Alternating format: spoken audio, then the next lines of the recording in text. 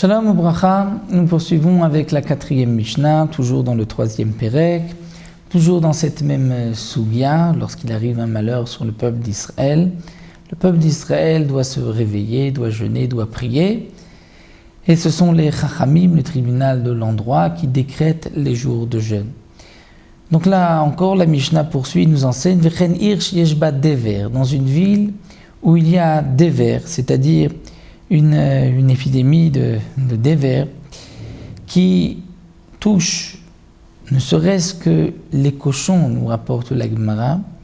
Ceci concerne même les hommes, parce que, aussi étonnant que ce soit, mais les cochons ont les mêmes intestins que l'homme, et ceux qui touchent les cochons touchent aussi l'homme. Donc si, même serait-ce que les cochons sont touchés, les hommes doivent se sentir aussi concernés. Donc, il y a une épidémie, au Mapolette.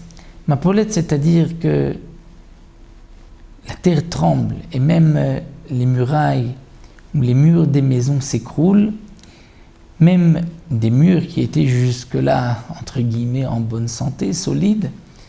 Là aussi, Ota Ha'ir, cette ville-là, Mit Anna ou Matra, doit tout de suite jeûner, sonner du chauffard, prier et appeler la miséricorde d'Akadosh Baruch Hu. Vechol Sevivotea, mais toutes les villes voisines, Mitanot, vont jeûner, et le matriot, mais ne sonneront pas encore du chauffard.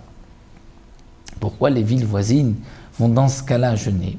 Encore dans la Mishnah précédente, nous avons vu que si sur une ville il n'y a pas de pluie, donc il va y avoir un manque de nourriture, ils vont aller réclamer de la nourriture dans les villes voisines, donc les villes voisines vont aussi sentir le manque.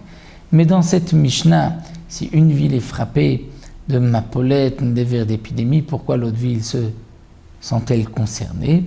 Et là, le Tosfot Yom Tov nous rapporte aussi qu'il faut s'associer avec le malheur des autres et prier même pour les autres, pas seulement dans le cas où on se sent concerné, où on risque d'être touché, mais même dans le cas où on ne risque pas d'être touché, il faut aussi se sentir concerné, même si ce n'est pas au même degré que les autres, puisque les alentours vont juste jeûner sans sonner du chauffard, ou d'après Rabbi Akiva, au contraire, matriot velo mitanot, ils vont sonner du chauffard mais ne jeûneront pas, mais malgré tout, ils doivent se sentir concernés et prier pour les autres.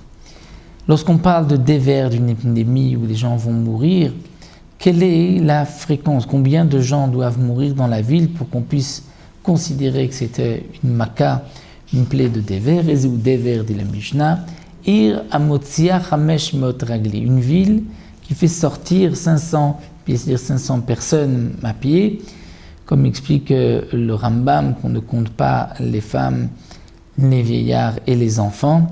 Donc Amotzia, c'est-à-dire ceux qui travaillent, ou ceux qui, certains ont leur force, dire comme les hommes, c'est par rapport à eux qu'on calcule, ou certains aussi qui partaient en guerre. Donc Chamesh Mot Ragli, dans une ville où il y a 500 personnes qui travaillent, donc 500 hommes, Veyatsu Mimena, et sont sortis de cette ville, Shlosha Metim Bishlosha Yamim, 3 morts en 3 jours, c'est-à-dire 1 mort par jour, Zé achar zé, l'un après l'autre, Aré Zé Dever, ceci annonce une épidémie de Dever.